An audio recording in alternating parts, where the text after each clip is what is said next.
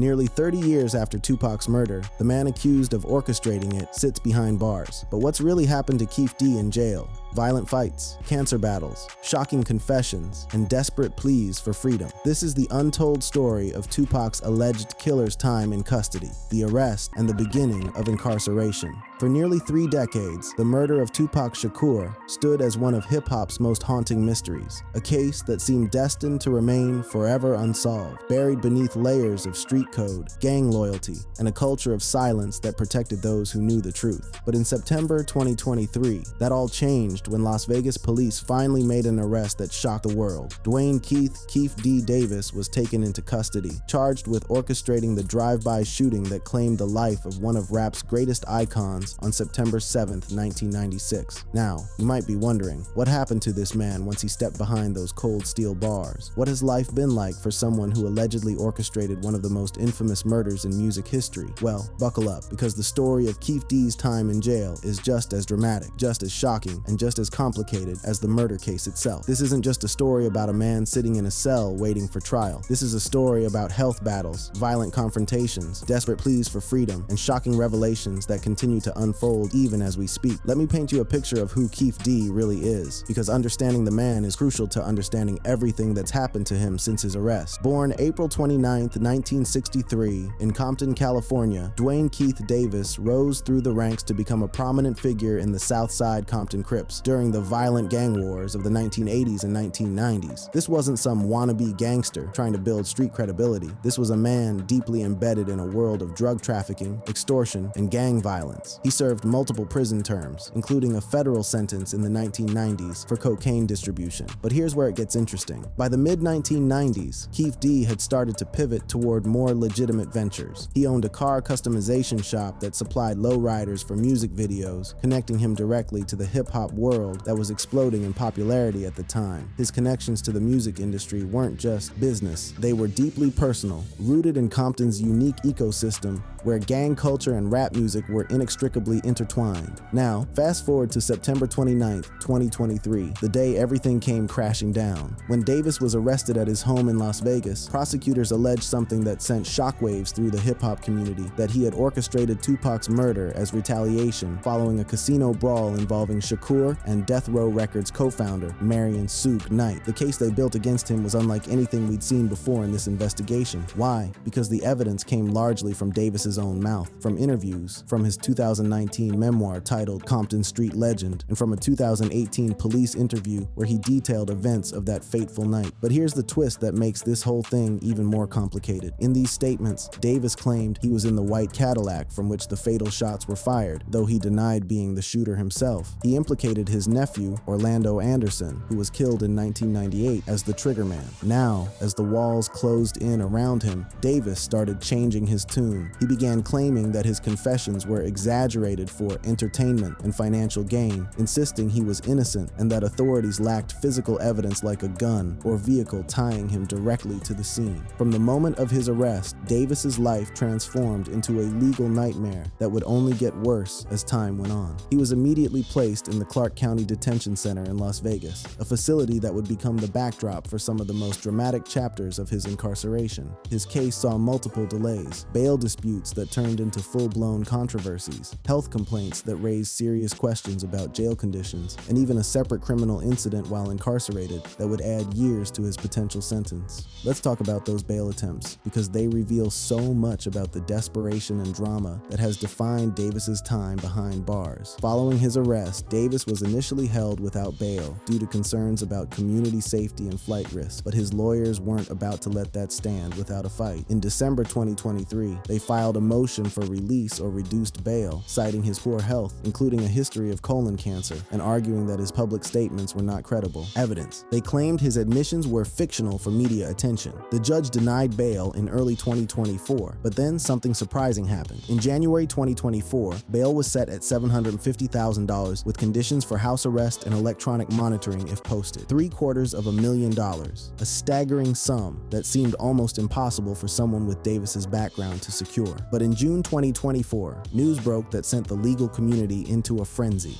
Davis had reportedly secured the $750,000 through bondsman support, potentially backed by music executive Cash Whack 100 Jones. Now here's where things get really messy. Prosecutors immediately challenged the bail source, alleging it might stem from illicit activities or bribes related to Davis's gang ties. Think about the implications here. If the money used to bail out an accused murderer came from criminal activities or from people trying to profit off the crime itself, that would be a legal and ethical nightmare of epic proportions. A recorded jail phone call between Davis and Jones discussed potential media deals, raising serious suspicions about profiting from the crime. On June 25, 2024, a judge denied his release, citing insufficient proof that the funds were legitimate and expressing serious concerns about witness intimidation. Another bid in August 2024 was rejected, with the judge noting that the 15-year delay in arrest did not negate the risks. So there, Davis sat, trapped behind bars, watching as his dreams of freedom slipped further and further away with each denied motion. But bail wasn't his only problem, not by a long shot. As of late 2025, Davis remains in custody, now 62 years old, and his defense team continues to argue for house arrest, emphasizing both his age and his deteriorating health. And when we talk about his health, we're opening up another entire chapter of this story, one that involves serious medical conditions, allegations of neglect, and claims that could literally be matters of life and death. The murder trial, originally scheduled for June 2024, has been postponed multiple times and is now set for February 2026, giving us a window into just how complex and drawn out this case has become. As the delays mounted and the months turned into years, Davis's situation inside the Clark County Detention Center would take turns that nobody could have predicted, including a violent altercation that would change everything, the fight and the fallout. Now, let me take you inside what happened on one particular day that would fundamentally alter the trajectory of Keefe D's already complicated legal situation. December 23rd, 2024, just 2 days before Christmas, a time when most people are thinking about family, presents, and holiday celebrations. For Davis, this day would become a nightmare that added new criminal charges, a separate trial, and ultimately more years behind bars. The incident unfolded in a common day room at the Clark County Detention Center, one of those shared recreation areas where inmates who've earned certain privileges can gather, read, watch TV, or just try to maintain some semblance of normalcy in an otherwise brutal environment. Davis had just returned from a professional legal visit with his attorney, Tony Abatangelo, and was being escorted by a single corrections officer through this common area. Now picture this scene carefully because the details matter enormously.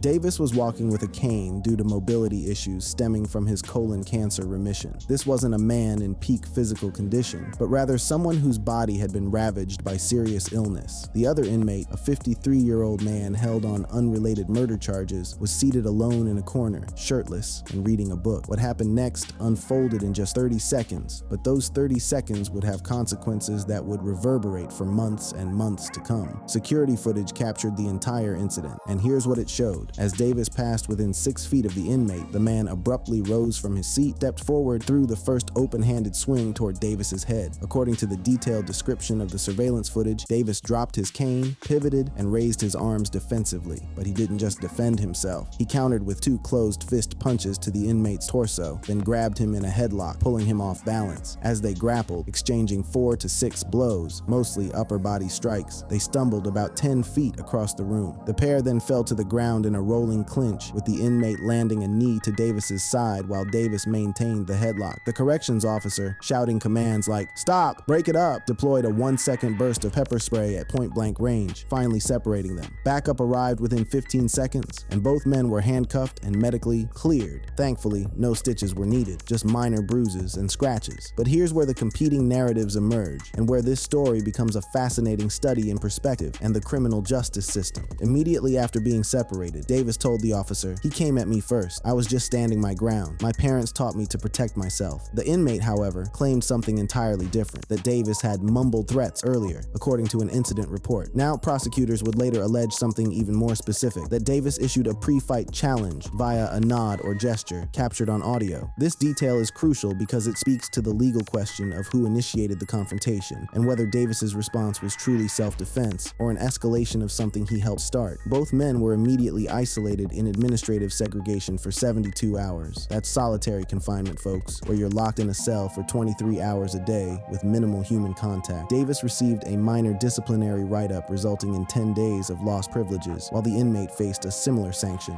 Jail medical staff noted Davis's elevated blood pressure at 160/95, but thankfully found no cancer flare-up. But the authorities weren't done with Keefe D, not even close. On January 26, 2025, Davis was formally indicted by a grand jury on 2 Category B felonies: battery by a prisoner, which carries a sentence of 1 to 20 years, and issuing challenges to fight in a jail, which can add up to 1 year. Bail was set at $50,000, added to his existing $750,000 murder bond. The other inmate, interestingly enough, faced identical charges, but managed to plead to a misdemeanor in February 2025, receiving time served. Davis's attorney, Tony Abbatangelo, immediately went on the offensive. He filed for dismissal on February 5th, arguing clerical errors, because documents listed dual dates, December 23, 2024 and January 24, 2025. He also invoked self-defense under Nevada's Stand Your Ground law. A motion for video expert analysis was granted on March 15th, and it revealed something important. The inmate's swing did indeed initiate contact, but prosecutors, led by Deputy District Attorney Mark DeCow, had their own evidence. They countered with audio forensics showing Davis saying, "You want it?" 10 seconds prior to the physical altercation, which they interpreted as a challenge. This is the kind of detail that can make or break a self-defense claim, because if you're issuing challenges and provoking a fight, you can't necessarily claim you were simply defending yourself when violence erupts. The trial came swiftly. On April 9th, 2025, a one-day bench trial before a 12-person jury took place in Clark County District Court. Let me break down what happened in that courtroom, because it's a masterclass in how criminal trials actually work and how different narratives clash before a jury. Prosecutor DeCow presented a 4-minute edited surveillance video, enhanced for clarity. Officer testimony came from Corporal Ramirez, who described Davis as escalating unnecessarily after the initial contact. They also presented incident report excerpts, emphasizing the headlock as excessive force. The defense fought back hard. They brought in a forensic analyst, Dr. Elena Vasquez, who broke down the video timeline, showing a 0.8-second reaction time for Davis, which she argued was consistent with self-defense. Davis himself testified, waiving full cross-examination, and said, "I was ambushed. He swung wild. I protected myself. Ain't no gangster move, just survival in here." The defense even brought in 2 former Clark County Detention Center inmates who vouched for Davis's non-aggressive behavior in the pod. After 90 minutes of deliberation, from 11:45 a.m. to 1:15 p.m., the jury returned with a guilty verdict on both counts, unanimous in their decision. The foreperson noted the video's clear initiation, but said Davis's response was proportional yet rule-violating, a fascinating distinction that essentially said, yes, the other guy started it, but that doesn't mean you can break the rules by fighting back in jail. But the legal drama wasn't over. On April 29, prosecutors opposed a new trial motion, claiming Davis missed the 10-day filing window. Then came something truly wild. A May 27th hearing subpoenaed jurors after a documentary filmmaker alleged one juror discussed the case mid-trial. The allegation was denied by juror number 7 in July. Sentencing was delayed twice, on June 10th and August 5th, for health evaluations and motion resolutions. Finally, on September 2nd, 2025, in Department 30 before Judge Nadia Krall, Davis received his sentence. Prosecutor DeCow sought 5 to 15 years, citing Davis's gang enhancement history and the danger he posed to jail staff. Defense attorney Abbatangelo requested probation, highlighting Davis's age, now 61, his clean pre-incident record, and the self-defense argument, supported by more than 20 character letters from family members. The judge's ruling: 16 to 40 months for battery, with a concurrent 12-month sentence for the challenge to fight charge. He received credit for 265 days already served from December 23, 2024 to September 2, 2025, reducing his minimum sentence to approximately 7 months. No fines were imposed, but he was required to complete anger management courses. Judge Krall stated, "This violated trust in a fragile environment, but your health and remorse mitigate. No more incidents." Davis responded, "It was wrong, but I was attacked. Won't happen again." Health battles and the road ahead. Now let's dive deep into perhaps the most troubling aspect of Keefe D's incarceration: his health situation, which has become a central issue in his case and raises profound questions about the treatment of elderly inmates with serious medical conditions in America's jail system. This isn't just about one man's complaints. It's about systemic issues that affect thousands of aging prisoners across the country. Davis's major health challenges began well before his involvement in the Tupac case resurfaced. In 2014, he was diagnosed with colon cancer, one of the most serious and potentially deadly forms of cancer a person can face. This condition required extensive surgical intervention, where doctors removed portions of his large and small intestines. Think about what that means for your quality of life. Your digestive system fundamentally altered, your body forever changed by the scalpel's cut. The surgery successfully put his cancer into remission, and Davis managed his health through regular oncologist visits and a carefully controlled diet. In interviews prior to his arrest, including those referenced in his memoir, Compton Street Legend, Davis discussed the life-altering impact of the disease, noting it forced him to adopt healthier habits to prevent recurrence. He emphasized the critical importance of avoiding processed foods and maintaining regular medical checkups, details that would become absolutely central to his later complaints about jail conditions. By the time of his arrest in September 2023, Davis's cancer was officially in remission. However, he required bi-monthly oncologist appointments and medications to monitor and manage potential risks. His legal team would later argue that his pre-existing condition made him particularly susceptible to health declines in a confined environment, and boy, would those predictions prove accurate. Following his arrest, Davis was held without bail initially, and his health immediately became a focal point in multiple court hearings. The complaints he raised paint a disturbing picture of life inside the Clark County Detention Center for someone with his medical history. During a bail hearing on June 25, 2024, Davis made a shocking public statement. His colon cancer had returned, and he didn't just blame it on bad luck or genetics. He attributed it directly to the jail's terrible food. Let me tell you exactly what Davis said about the meals he was being served behind bars, because it's both specific and deeply troubling. He described the food as heavily processed, high in sodium, and completely lacking in fresh fruits or nutritious options, consisting of fake potatoes, fake milk, fake everything. Davis argued this diet was fundamentally incompatible with his history as an ex-cancer patient,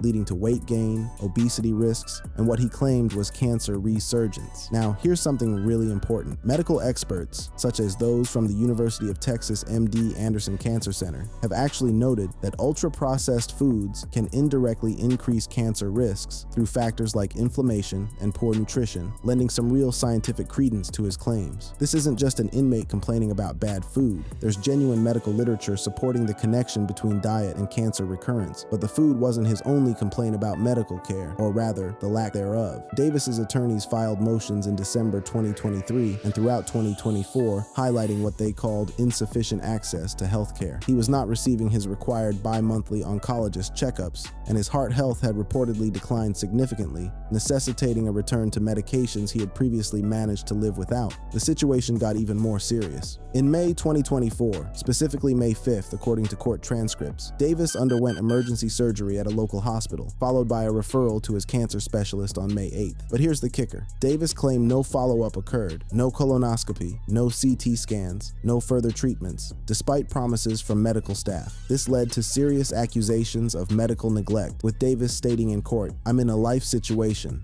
flatlined twice but survived," turned that suburban survival into hip-hop gold.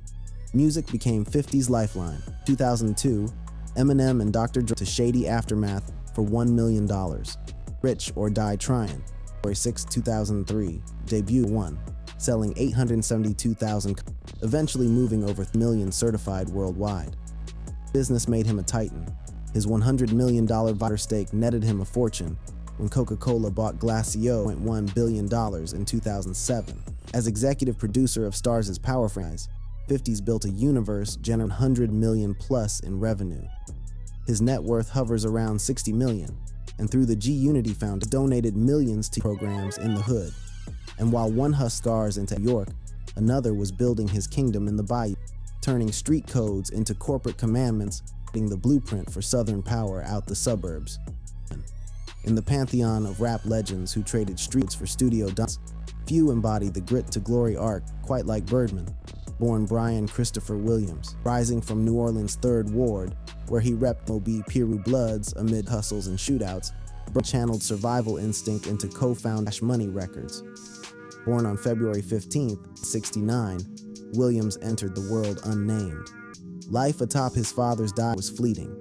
His mother was shot when Baby was just 2. Orphaned, Baby was shuttle care and briefly to Canada. By the mid-1970s, the family reunited in the Magnolia Projects in Uptown's 3rd Ward. Here, Baby forged on with stepbrother Eldrick and man Wise. The duo dove into the streets at 16, slinging and pulling armed robberies. Their first major collar, Arrested for possession, they drew the bids. Baby served 18 months before acquittal.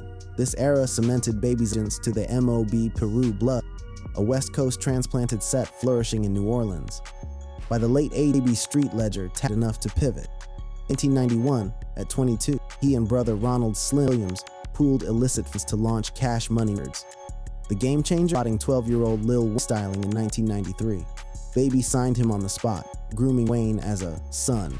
Conditions, but as we discussed earlier, later rulings cited funding concerns and flight risks over medical needs. Prosecutors have consistently countered that Davis's health claims were exaggerated, pointing to his public admissions as entertainment rather than evidence of genuine frailty. Now let's talk about what all of this means in the bigger picture, because Davis's case raises profound questions about how America treats aging inmates with chronic medical conditions. Davis's situation underscores the challenges facing elderly inmates with chronic conditions in U.S. jails. His gang affiliations and the high-profile nature of the charges have largely overshadowed his health pleas in court proceedings, with judges consistently prioritizing flight risk and witness safety concerns over his medical needs. There's also been wild speculation swirling around other aspects of his case. Unproven speculation about potential links to figures like Sean Diddy Combs has added additional stress to his situation, though these connections remain legally unproven. If convicted of murder, Davis faces life in prison, where his health could further decline without access to specialized medical facilities. Medical and legal experts who followed the case note something interesting. While Davis's claims align with common inmate complaints about poor nutrition contributing to chronic disease recurrence, verification of his specific medical status is severely limited by privacy laws. This creates a frustrating situation where we can't independently verify many of his claims, yet the pattern of his complaints is consistent with what medical science tells us about cancer patients and diet. His defense team continues to push hard for house arrest, arguing that in a home environment he could access a better diet and proper medical care. But as of November 2025, Davis remains incarcerated, now serving his 16 to 40-month sentence for the battery charge, while simultaneously awaiting his February 2026 murder trial. So where does all of this leave us? What's the current status of the man accused of orchestrating one of hip-hop's most infamous murders? As of November 2025, Keefe D remains in custody at age 62. His murder trial is scheduled for February 9th, 2026, nearly 30 years after Tupac Shakur's death and over 2 years since his own arrest. He continues to maintain his innocence, with his legal team preparing defenses centered around the lack of physical evidence and what they claim are new leads that could potentially exonerate him. In July 2025, Davis filed an appeal with the Nevada Supreme Court seeking to drop the murder charges entirely, arguing insufficient evidence and claiming immunity from a 2008-2009 police proffer deal. That appeal was rejected on October 15, 2025, keeping his legal troubles firmly on track for trial. The story of what happened to Tupac's alleged killer in jail is far from over. It's a complex saga involving serious health battles, a violent altercation that added years to his incarceration, repeated bail denials, and a legal system slowly grinding toward what prosecutors hope will finally be justice for one of rap music's greatest losses. Whether Davis will live to see his trial, given his age and health conditions, remains an open question. Whether he'll be convicted if that trial does occur is another matter entirely. What we do know is this: the man who for years spoke openly about his alleged role in Tupac Shakur's murder, who wrote about it in his memoir and discussed it in documentaries, now sits behind bars claiming it was all fiction, stories he told for street cred and money. He faces life without parole if convicted, and his time in jail has been marked by violence, deteriorating health, and a legal battle that shows no signs of getting simpler.